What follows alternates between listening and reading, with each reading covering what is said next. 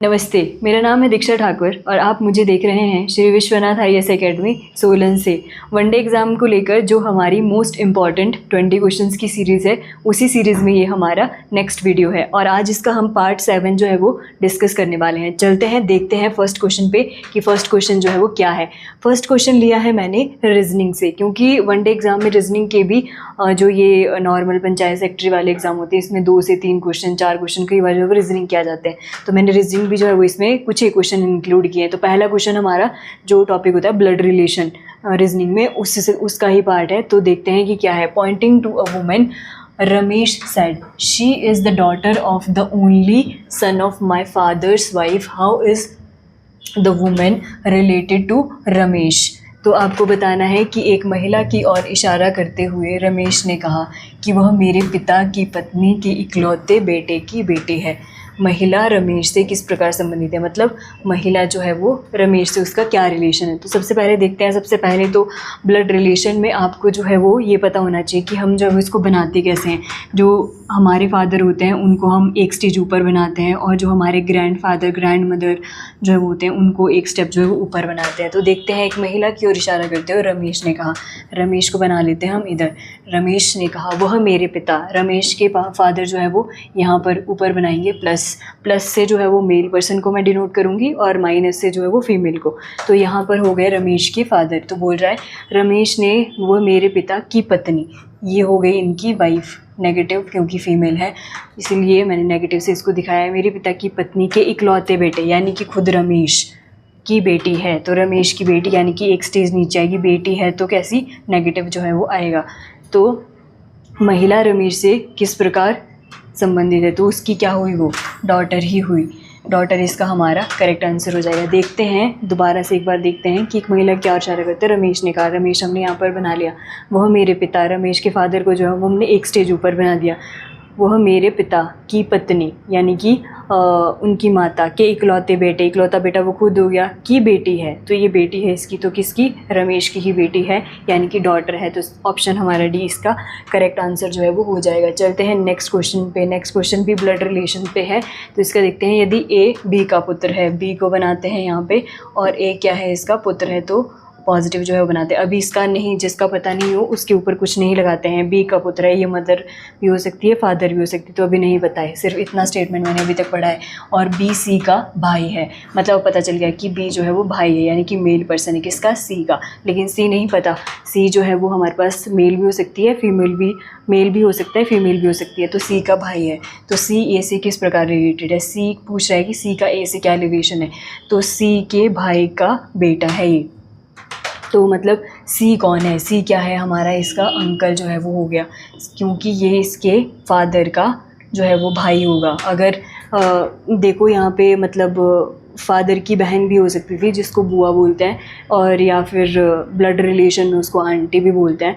तो लेकिन यहाँ पे बुआ ऑप्शन ही नहीं है, तो इसका मतलब ये इसको कंसीडर कर रहा है कि ये जो है वो मेल पर्सन है। तो ये क्या है, इसका अंकल हुआ, ए का अंकल हुआ कौन, सी जो है वो हुआ। तो बी ऑप्शन इसका हमारा करेक्ट आंसर जो है वो हो जाएगा। चलते हैं नेक्स्ट क्वेश्चन पे। नेक्स्ट क्वेश्चन क्या कह रहा है।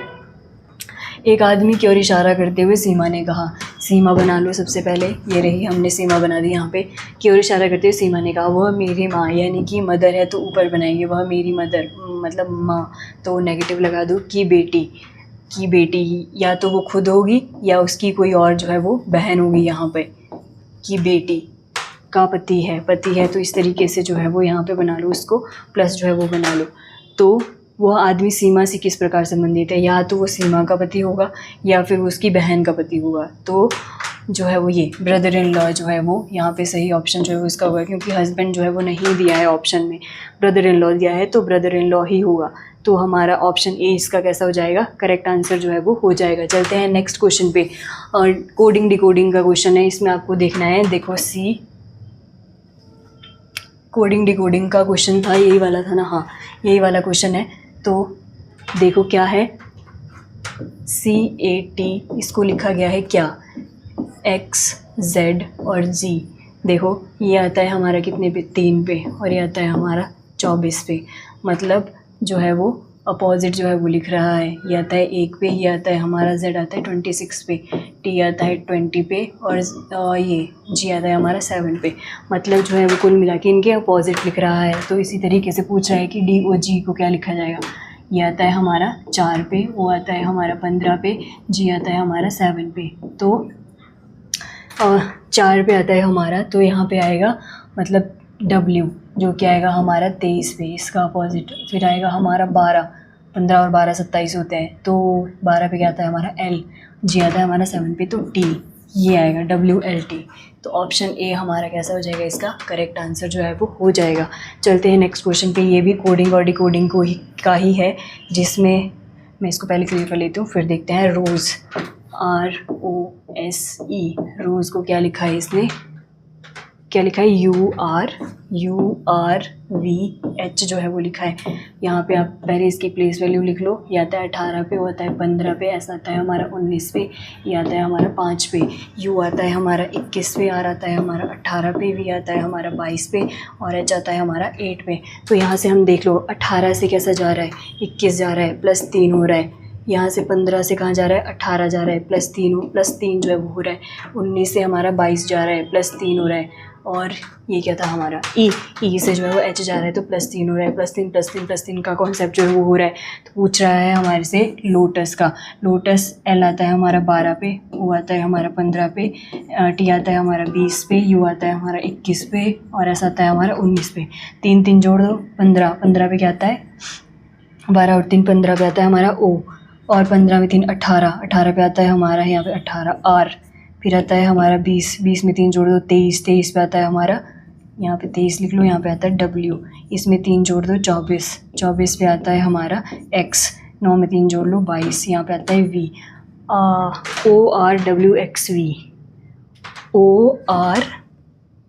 ORWXV।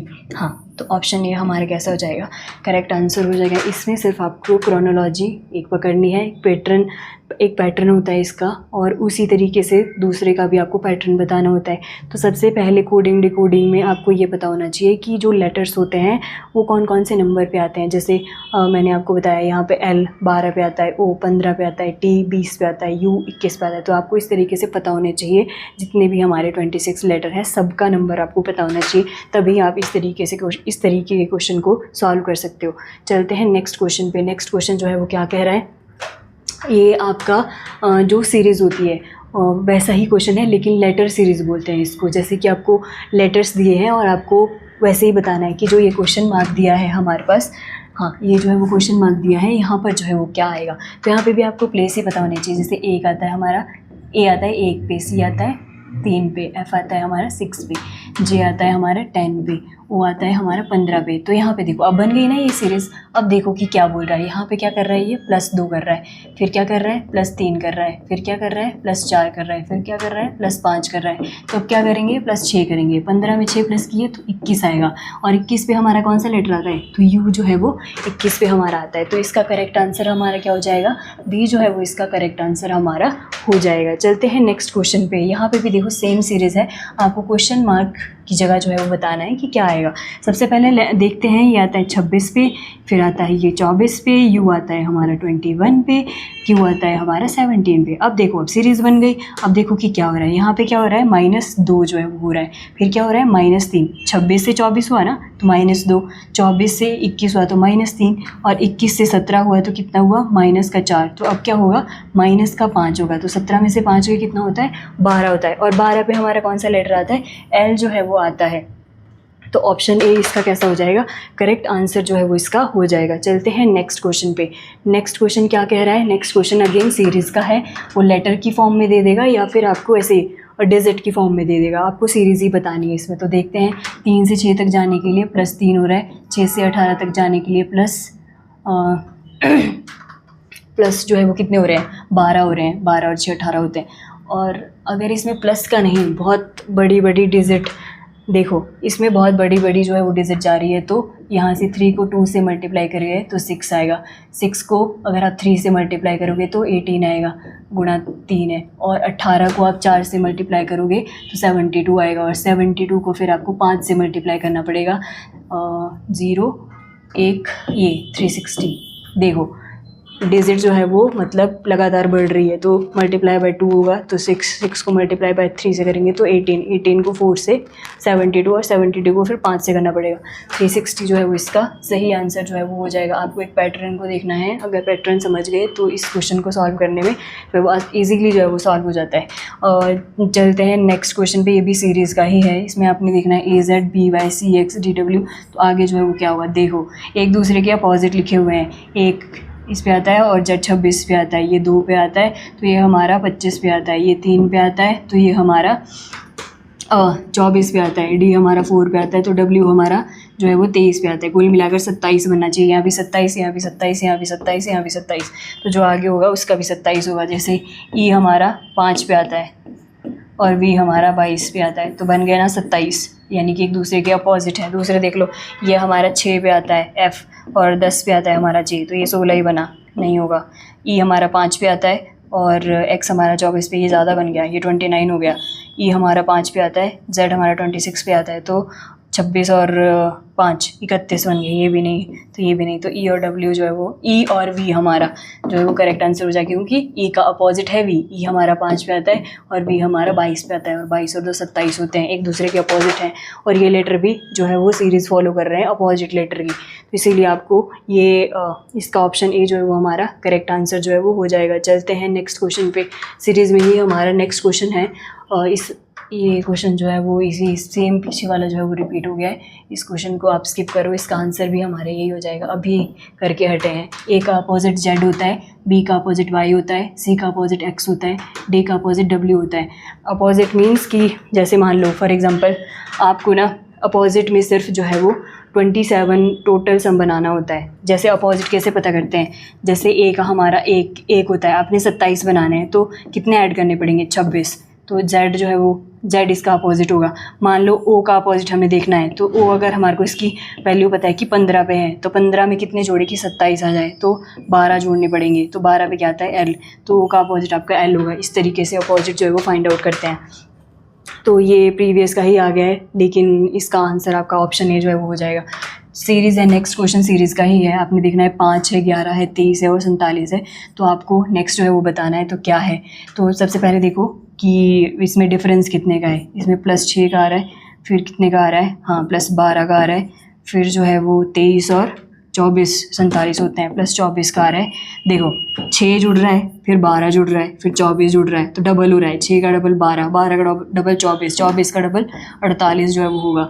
तो 47 में आप 48 जो है वो जोड़ोगे तो 8 7 15 5 1 4 4 8 और 1 9 95 जो है वो आएगा। तो ऑप्शन ए इसका हमारा सही आंसर जो है वो हो जाएगा। 95 जो है वो इसका करेक्ट आंसर हो जाएगा।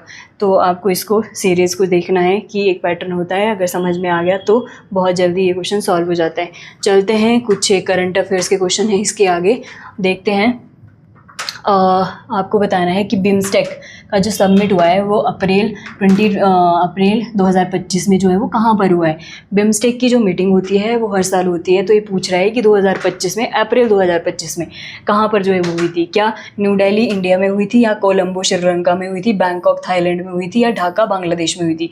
तो ये मीटिंग हुई थी हमारे कहाँ पर, बैंकॉक थाईलैंड में। और तो अगर 2024 में पूछे कि बिम्स्टेक की मीटिंग कहाँ पर हुई थी, तो हुई थी हमारी कहाँ पर, श्रीलंका में जो है वो हुई थी। बिम्स्टेक के बारे में देखते हैं। बिम्स्टेक की अगर हम फुल फॉर्म की बात करते हैं तो इसका है bay of Bengal initiative for multi sectoral technical and economic corporation, ये इसकी फुल फॉर्म है। फुल फॉर्म भी कई बार पूछ लेता है। ये जो बनाई गई थी ऑर्गेनाइजेशन, ये 1997 में जो है वो बनाई गई थी। प्रेजेंट में इसमें जो है वो 7 कंट्रीज़ हैं और इंडिया भी जो है वो इसका मेंबर जो है वो है। तो 2025 में इसकी मीटिंग कहाँ पे हुई थी, ऑप्शन सी बैंकॉक थाईलैंड में जो है वो इसकी मीटिंग हुई थी। चलते हैं नेक्स्ट क्वेश्चन पे। नेक्स्ट क्वेश्चन क्या बोल रहा है, सरहुल फेस्टिवल जो है वो कौन सी स्टेट में मनाया जाता है। सरहुल बहुत इंपॉर्टेंट है, बहुत बार एग्जाम में पूछा गया है सरहुल फेस्टिवल के बारे में। ये मनाया जाता है हमारा कहाँ, झारखंड में। गुजरात का एक फेस्टिवल है रण महोत्सव, बहुत इंपॉर्टेंट है, पूछा जाता है। रण महोत्सव गुजरात में होता है। कर्नाटक का मैं बता देती हूँ आपको, उगादी जो उत्सव है वो कर्नाटका में मनाया जाता है। जो कर्नाटका में लैंग्वेज बोली जाती है ना कन्नड़ लोग जो वहाँ पर रहते हैं, तो कन्नड़ लोगों का जो न्यू ईयर होता है उसको बोलते हैं उगादी। तो उगादी उत्सव भी कहाँ मनाया जाता है हमारा, कर्नाटका में, बहुत इंपॉर्टेंट है। मिज़ोरम में एक जो उत्सव है वो पूछा जाता है जिसमें चापचर कूट होता है। चापचर कूट, इसको बैम्बू डांस भी बोलते हैं। चापचर कूट यानी कि जो बैम्बूज होते हैं उनका यूज़ करते हैं ये इस टाइम पे। और चापचर कूट एक फेस्टिवल है जो मिज़ोरम में मनाया जाता है, इम्पॉर्टेंट है, बहुत बार जो है वो पूछा गया है। सरहुल की बात हो रही थी, झारखंड में जो ये होता है। करेक्ट ऑप्शन इसका ऑप्शन बी जो है वो हो जाएगा। चलते हैं नेक्स्ट क्वेश्चन पे।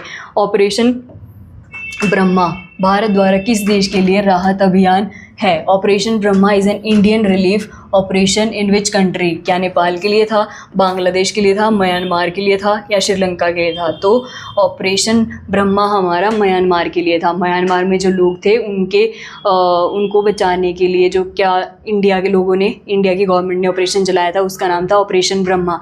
2-3 ऑपरेशंस मैं आपको बता देती हूँ। ऑपरेशन महादेव, ऑपरेशन महादेव शुरू हुआ था कहाँ पर? जम्मू कश्मीर में ऑपरेशन महादेव जो है वो चलाया गया था।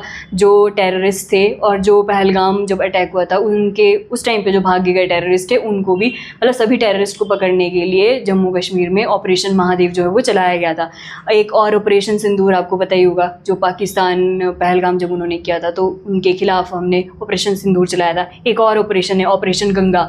जब रशिया और यूक्रेन का आपस में युद्ध हुआ था तो यूक्रेन में जो इंडियन लोग थे उनको बचाने के लिए जो इंडियन गवर्नमेंट है उन्होंने क्या चलाया था, कौन सा ऑपरेशन चलाया था? ऑपरेशन गंगा जो है वो उन्होंने चलाया था। तो कुछ एक ही ऑपरेशन है, इनको भी आप ध्यान में रख सकते हो। चलते हैं नेक्स्ट क्वेश्चन पे। नेक्स्ट क्वेश्चन हमारा क्या कह रहा है? ऑपरेशन ब्लैक फॉरेस्ट की समस्या से निपटने के लिए शुरू किया गया सैन्य अभियान है। Operation black forest is a military campaign initiated to tackle which issue? Cross border terrorism, सीमा पार आतंकवाद या फिर नक्सलवाद यानी कि नक्सलाइट एक्टिविटी, नशीले पदार्थ, एंटी ड्रग ट्रैफिकिंग या इलीगल माइनिंग? किसके लिए जो है वो चलाया गया था ऑपरेशन ब्लैक फॉरेस्ट? तो ये नक्सलाइट जो एक्टिविटी है उनको ख़त्म करने के लिए जो है वो चलाया गया था। नक्सलाइट को हमारी जो इंडियन गवर्नमेंट है उन्होंने टारगेट रखा है कि 31 जो मार्च आएगा 2026 में ये टारगेट है किसके लिए? जो नक्सलाइट एक्टिविटीज़ हैं, जो नक्सलवादी है, उनको इंडिया से पूरी तरह ख़त्म कर दिया जाएगा। कब तक?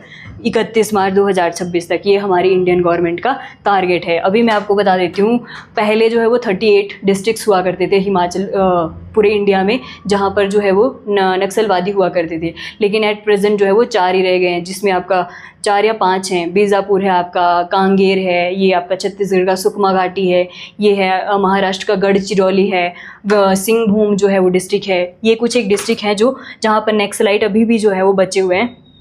टारगेट मैंने आपको बता दिया कि इंडियन गवर्नमेंट का कब तक इनको ख़त्म करने का टारगेट है। चलते हैं नेक्स्ट क्वेश्चन पे। मनुष्य के शरीर में पाचन तंत्र की शुरुआत कहाँ से होती है? Where does the digestive system begin in the human body?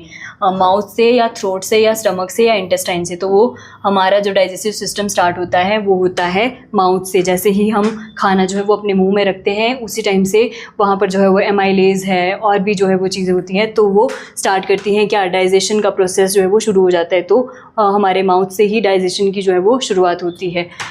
चलते हैं नेक्स्ट क्वेश्चन पे। ऑप्शन ए इसका करेक्ट आंसर जो है वो हो जाएगा। चलते हैं नेक्स्ट क्वेश्चन 17। भारत और रूस के बीच 2025 में सैन्य अभ्यास which military exercise was conducted between India and Russia in 2025? Indira है। तो यस, इंडिया और रशिया के बीच इंदिरा अभ्यास ही जो है वो होता है। युद्धाभ्यास हमारा इंडिया प्लस यूएसए के बीच में जो है वो होता है। समुद्र शक्ति जो एक्सरसाइज होती है वो इंडिया और इंडोनेशिया के बीच जो है वो होती है। तो यहाँ पे इंडिया और रूस वाला पूछ रहा है तो इंदिरा जो है वो होगा। युद्धाभ्यास मैंने आपको एडिशनल बता दिया कि इंडिया और यूएसए के बीच होता है। समुद्र शक्ति जो है वो इंडिया और इंडोनेशिया के बीच हमारा होता है। चलते हैं नेक्स्ट क्वेश्चन पे। नेक्स्ट क्वेश्चन हमारा क्या कह रहा है? कौन सा which organ produce bile juice जो है वो कौन सा जो ऑर्गन है वो प्रोड्यूस करता है? तो लीवर ही हमारा जो है वो प्रोड्यूस करता है। जो बाइल जूस होता है वो थोड़ा येलोइश कलर का होता है, लेकिन अगर ये लीवर से ज़्यादा निकलने लग जाए तो हमारी जो बॉडी है वो पीली जो है वो मतलब येलोइश जो है वो हो जाती है, जिसको बोलते हैं कि पर्सन को जॉन्डिस हो गया, पीलिया जिसको बोलते हैं नॉर्मल लैंग्वेज में। तो वो हमारा कहाँ से निकलता है? तो लीवर से जो है वो निकलता है। नेक्स्ट चलते हैं। Which structure is the longest in the digestive system? Stomach होता है, स्मॉल इंटेस्टाइन होती है, लार्ज इंटेस्टाइन होती है, ईसोफेगस होता है।